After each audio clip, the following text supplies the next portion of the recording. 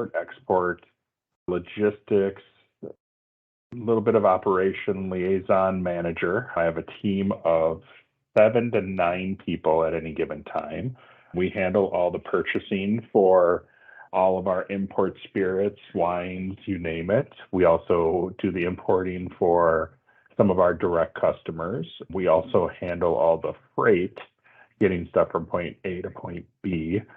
And I am our point of contact with our warehouse on Pennsylvania. So whenever there's a problem, they contact me and I try to figure out how to fix whatever problem that they're having.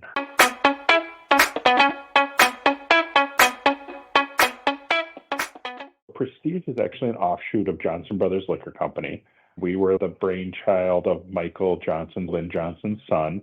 Him and Mike Morgan wanted to expand on the whole wine and spirits past the distributorship. They started their own importing business. Originally, it was just a few wines from Italy. Then they started to partner with United States Distilled Spirits and started doing a couple odds and ends spirits themselves, like the Kharkov, Rondias, Durango. And they just started to grow from there. The popularity of the lower end spirits that college kids get into and rail is huge for our on-premise. But then we've grown to more high-end spirits. Now we've got a couple high-end bourbons, tequilas, champagne, stuff like that. We're constantly growing and evolving our business.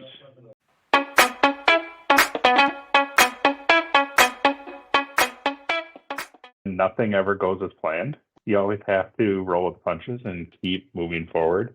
Never take no. There's always ways around all sorts of problems. It's just you have to figure out what is the solve. Sometimes not everybody's going to be happy. What's going to be the best for the company and the customer is what you always try to do.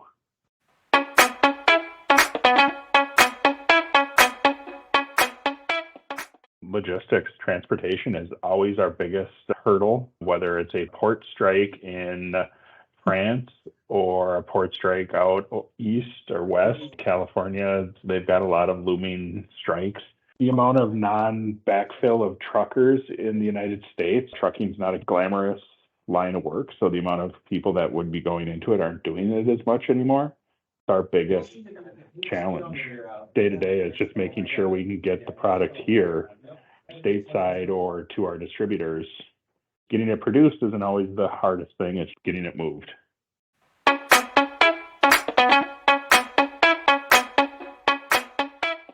We try to bring that family tradition. We don't constantly make new products. We try to continuously grow what we have, whether that's changing the flavor, changing the packaging.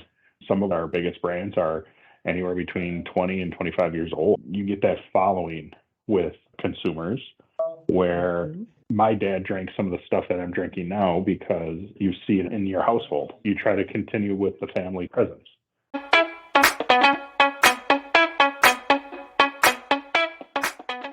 Some of the major changes are high-end.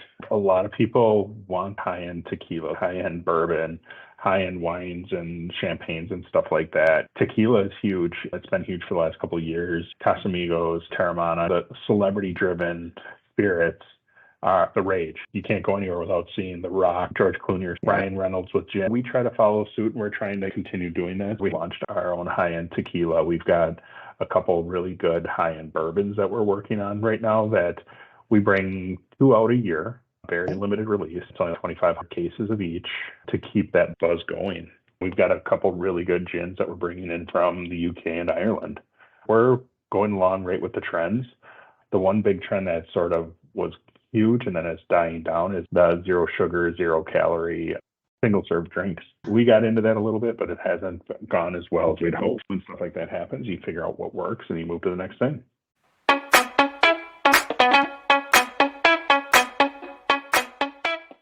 Technology is always one of those things. Whenever you have the human factor, there can be issues when they're trying to automate things. I don't think you get as much of the personal touch as you would. I definitely think that's something that's going to be challenging, but also the cost of living. Prices go up, but people's pay doesn't. So it will affect how much people are buying. And that's the one good thing about us being a little bit well-rounded on our level of spirits and wine is we've got some very low-end wines. We got some very high-end wines and spirits. We always laugh around here that we're not necessarily recession-proof, but people drink at good times, people drink at bad times. It just means which height of the shelf you're buying from.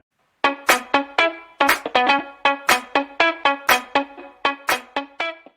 think it's probably been about 3, maybe even 4 years now that we've been working with MVP.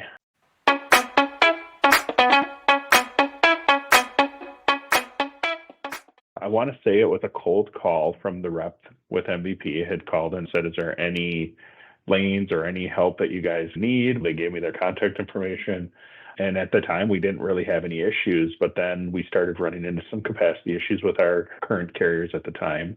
And we thought, MVP, they took the time to come out to talk to us. Let's see what we can do. So I worked with the rep at the time, got some quotes, got some lanes set up, and it's been history ever since. Anytime we had an issue, we'd throw it your guys' way. They'd take care of it. It was always good.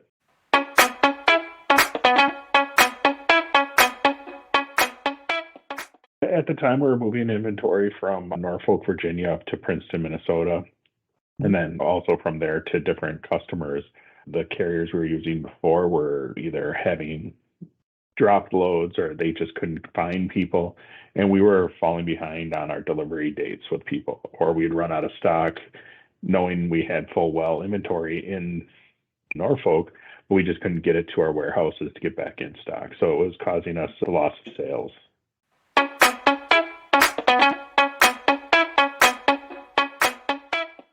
We vetted out to multiple carriers, and then who does the best, who gives us the best service, the best communication is normally who wins. I want to say at the time we had like 3 or 4 other carriers we were trying out, and they all fell short.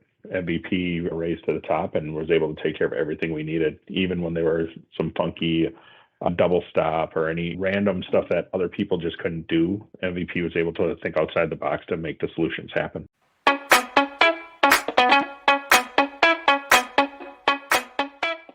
Cost, communication, their professionalism with both our shipping warehouse and our delivery warehouses or the customers. We followed up with everybody just to see how the process was going and if there was any issues, any errors, documentation missing, anything like that. I want to say there was not one miss or one ding against the scorecard that we put together against MVP.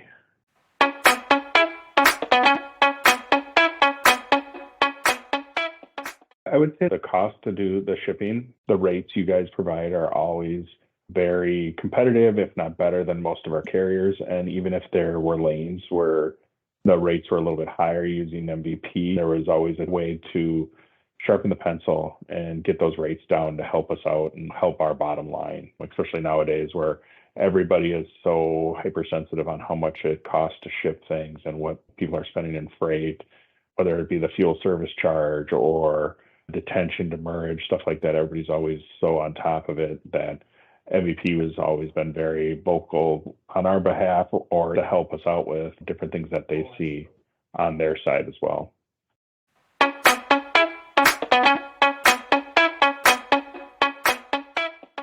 Top notch. I've worked with dozens and dozens of carriers in the 14 years I've done this, and MVP has honestly been one of the top 3 to 5, even 1. They've gone above and beyond anything I've ever needed.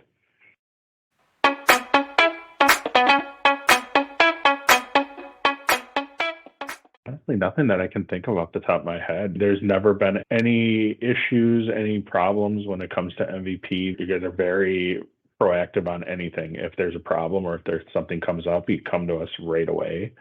There just really hasn't been anything that we've ever worried about. That's why we've gone with you for so long and continue to work with you. If my choice, I'd stay with you guys forever.